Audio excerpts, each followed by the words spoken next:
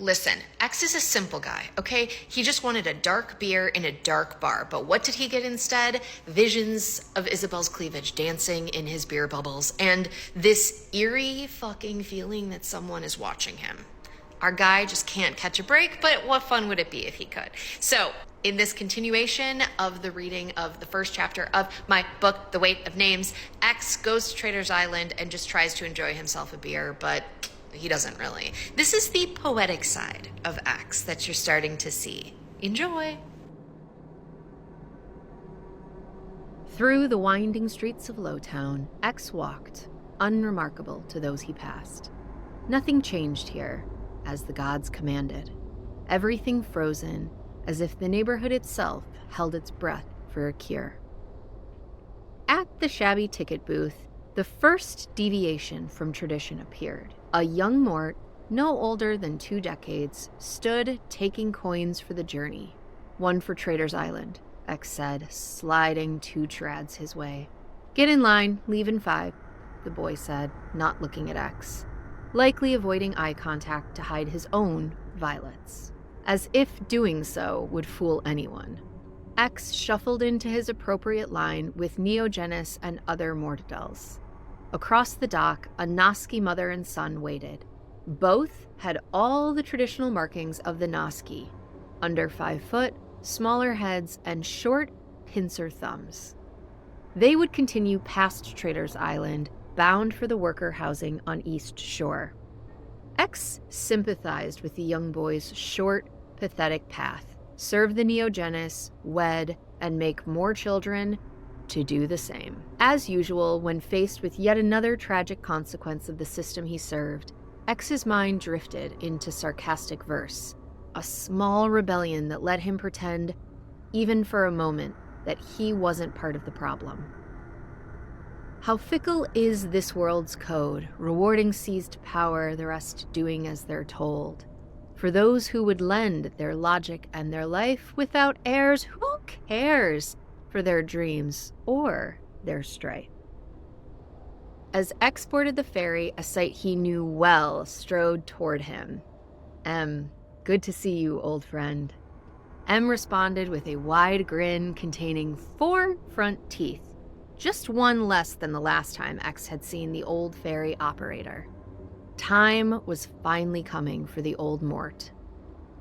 Their handshake was interrupted by the ticket booth operator. Everyone's aboard, Captain. Good, me lad. Meet Mr. X, a translator who speaks more languages than there are fish in the sea. Mr. X, you be looking at me replacement, BB. X indeed looked at BB, wondering whose he was and how close he was to the last of them. With the remaining gods dwindling to just a handful, there wouldn't be too many new kin created, unless Lucas pulled off his miracle. Again? I'm of Ephraim, BB said. X tried to muster a smile through his pity. Ephraim was the worst father a Mort could have. Like a prophet, X foresaw BB's future, a very long, very lonely life, serving in menial, unfulfilling work. Unless the gods died, and then who could say what future he'd have, if any? From the ferry's starboard, Mount Olympus loomed, its power undeniable and largely unchecked. Would it be so bad if it all crumbled? If it all went back to the way it was before they arrived? Someone else would take over. Wasn't that always the way of it? Approaching Traitor's Island! All exits to the starboard, M shouted. In the distance, BB relayed the same message to the Noski below deck. Separately dressed couples promenaded arm in arm along the Traitor's Island shore. The classiest hotels and restaurants lined the western shore. Across the continent, their brochures boasted of impeccable views of Mount Olympus. In response, X retreated inland. Away from the polished faces and overly polite conversation, the air felt heavier with duty and strife, but far more honest. Let the rich Neogenes look forward to the fair while he toiled under the pressure of his impossible task. Here, In the illogically narrow alleys, the clatter of carts and rough edges of the cobblestones offered a kind of truth that hurt in that ruthless way he deserved. Noise, almost for noise sake. How this world hums with its grand mistake. It robs me of my best friends, they scurry to the sea. Eardrums, street drums beat heavy. Boom, boom, boom, boom! And above it all, celestial by name, my tongue drawled, my thirst sprawls. It seeks a door through which forgottenness crawl. With the promise of quiet and thirst-quenching poison, X ducked into a small pub with a kitschy name. How many people knew that translator.Da, translated from Arbano, meant something's fishy? The hook caught a thought, forcing a very uncharacteristic smile. Inside, the pub looked every bit a traditional Forestian pub. How had they transported or afforded the wood? Even Lucas lacked the lavish furnishings of the home he held in Forest.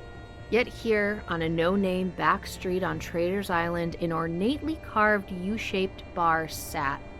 Crafted from Ingus redwood, its unmistakable gold specks sparkling like stars in the dim light. A working day, the bar only held about half capacity. X took a seat along the left-hand side, a long-ago learned rule he always faced the door. The barmaid deposited a dark ale in front of him, and in her wake, Isabel's scent returned to him. Red moss.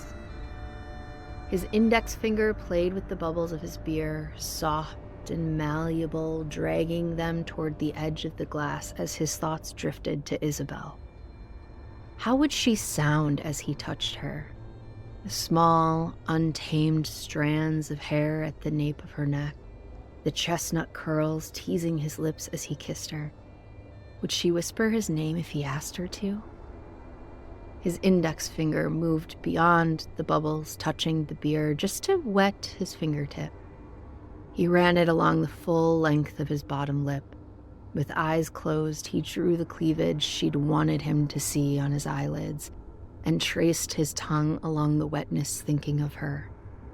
Then, a shiver crept along his neck, like the flicker of a lover's eyelashes against his skin. His eyelid snapped open, the air had shifted. Someone was watching, studying him, assessing, taking note of every detail. Someone was investigating him like he investigated others. Yet, upon covert survey, no eyes were on him.